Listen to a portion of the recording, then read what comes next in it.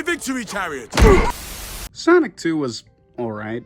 6 months ago, I put up a poll asking you guys what movie I should watch, and most of you picked Sonic. I hadn't seen the film at the time, and I went in blind. I expected a corny little movie with a stereotypically goofy CGI protagonist, a B-plot about the government obtaining the CGI character, and a necessary focus on human characters that had nothing to do with the overall plot. I was wrong. Sonic was fucking awesome. There were some things I wasn't gelling with here or there, but overall I actually had a pretty good time watching it. It made a damn fool out of me, so I was pretty bumped up for Sonic 2. And I gotta say, it's exactly what I thought the first Sonic was gonna be. A corny little movie with a stereotypically goofy CGI protagonist, a B-plot about the government obtaining the CGI character, and unnecessary focus on human characters that have nothing to do with the overall plot. Bro, those guys right there, they're way more than my groomsmen.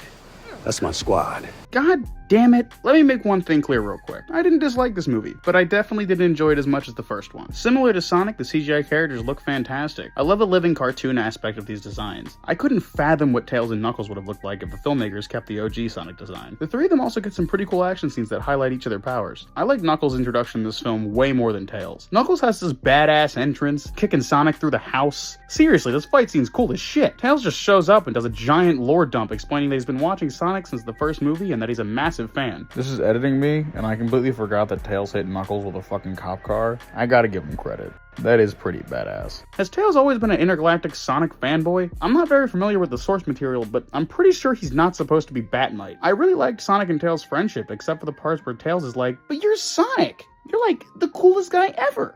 Remember in the first movie? Stop sucking his dick, just be genuine." Hey, this is editing me again. I just realized I was really fucking mean to Tails. So, I'm sorry, man. I'm definitely a fan of Idris Elba in the role of Knuckles. His voice fits the character really well, and overall I just really enjoyed him here. Sonic was almost exactly the same, except they turned his reference meter up to 100. I don't know what the hell made the creators decide to make Sonic Deadpool, but it wasn't it. He just doesn't shut the fuck up about pop culture. I pretty much felt the same way about Robotnik. Jim Carrey goes even wilder in this film, and it works in some areas and doesn't in others. Seriously, what the fuck is he gonna accomplish like this? I really liked the subtle humor of the first film. Too bad this one's mostly farts and references. I'm done playing games, pal. You're gonna tell me what I want to know.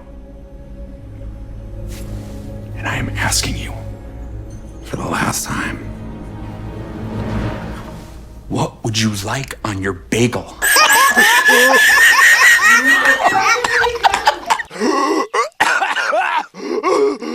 It's like they turned all the least funny parts from the first film up to 11, drowning out everything else. Shit like the weird bromance between Robotnik and Stone did make me laugh though. Stone is completely useless in the first movie. The fact that they brought him back here to be Robotnik's weird henchman slash best friend is hilarious to me. Unfortunately, these are the only human characters I was happy to see in the movie. The rest kinda suck, mostly because they have nothing to do, except Wade. He just sucks. I respect the film for keeping these characters around, but what was the point if you're just gonna phone it in? The B-plot of this film follows our main humans at a wedding. They drink a little, play volleyball, do some magic, and oh yeah, have fucking nothing to do with Sonic. You could cut this plot out of the film and it would be the exact same. This shit is the reason it took me so long to watch the movie. I was bored. And although it shouldn't have taken me like 3 months, it did. Then it's revealed that the wedding was actually a giant sting operation for the government to capture Sonic. Editing me one last time, this part really makes me laugh. Are you an agent? Son of a... Was the florist an agent? Sonic escapes in 2 minutes and it literally doesn't matter. Cut this entire section out of the film. Sadly, the human characters do nothing but become driving liabilities during the final battle. Good job, fellas. You almost killed yourselves and gave the main character something else to worry about on top of the giant fucking robot. I'd also like to talk about that real quick. Robotnik uses the Master Emerald, turning himself into an omnipotent being. And the first thing he does is destroy everything so he can build a giant robot to destroy everything. Fucking what? I'm not gonna give the screenwriters too much flack for this one because this kind of seems completely in character. It's just really stupid. The second Sonic gets the power, he kills Robotnik instantly. The guy should have taken a page out of Sonic's book.